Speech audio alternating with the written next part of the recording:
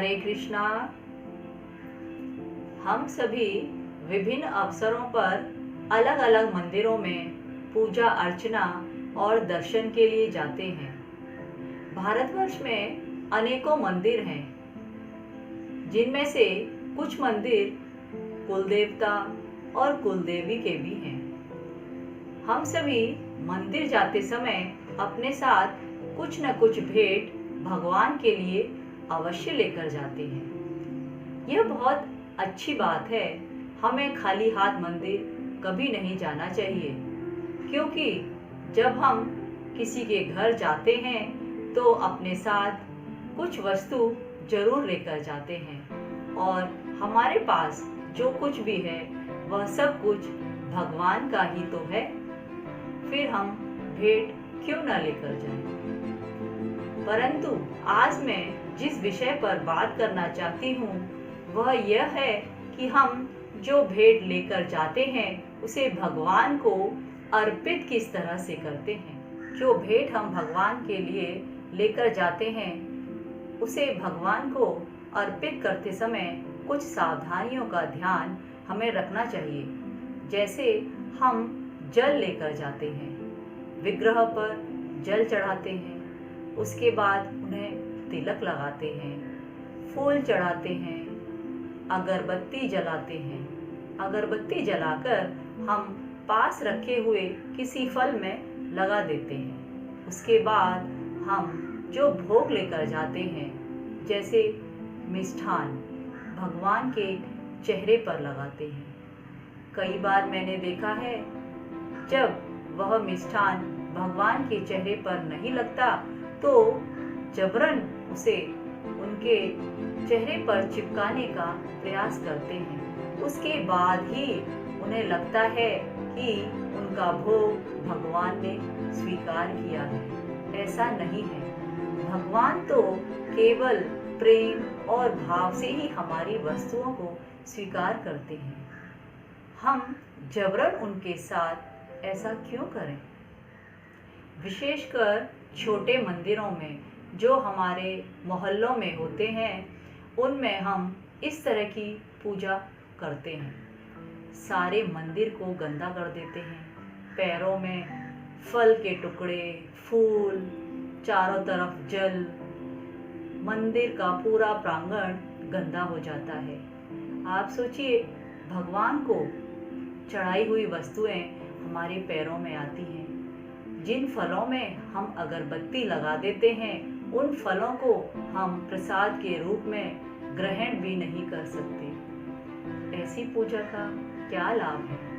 मैं आपकी भावनाओं को ठेस नहीं पहुंचाना चाहती, लेकिन यह सब मुझे पसंद नहीं आया। कभी कभी हम लोग दूर से ही मंदिर में फूल, फल या पैसे इस तरह से फेंकते हैं जैसे हम भगवान पर एहसान कर रहे हैं। इसकी आवश्यकता नहीं है। यदि आप प्रेम से 11 रुपए भी भगवान की दान पेटी में चढ़ाएंगे तो भगवान उसे भी सहर्ष ही स्वीकार करेंगे। वहीं दूसरी तरफ जो हमारे बड़े बड़े मंदिर हैं, उनमें हमने देखा है वहाँ आप विग्रह के करीब नहीं जा सकते। आप वहाँ कोई भी वस्तु नहीं चढ़ा सकते। केवल भोग लेकर आप पुजारी को देते हैं और पुजारी ही स्वयं भगवान को भोग चढ़ाकर आपको लौटा देते हैं।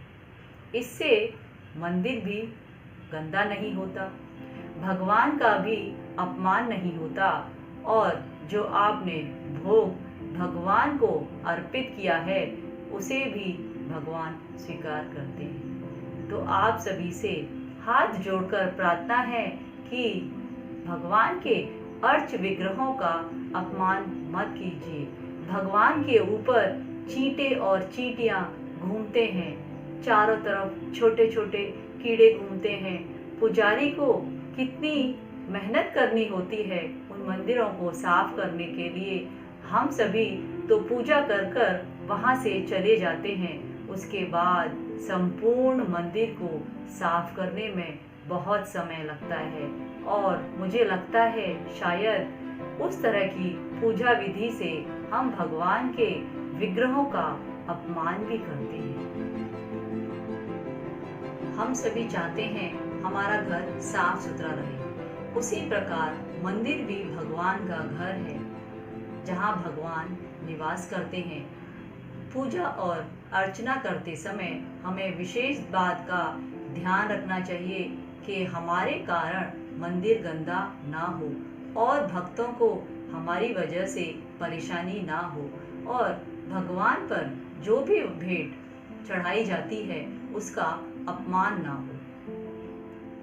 मंदिर से बाहर आने के बाद मंदिर के आंगन में या मंदिर की सीढ़ियों पर 2 क्षण बैठकर विश्राम करिए। अपनी आंखें बंद करिए और जो आपने दर्शन किए हैं विग्रह को याद करके उनका स्मरण करिए। इस सुंदर छवि को अपने हृदय में धारण करके आप अपने घर वापस जाइए। आप सभी से निवेदन है, मंदिर अवश्य जाएं, भगवान के लिए भेंट भी लेकर जाएं, परंतु कुछ बातों का ध्यान रखकर भगवान का दर्शन करें। हरे कृष्णा।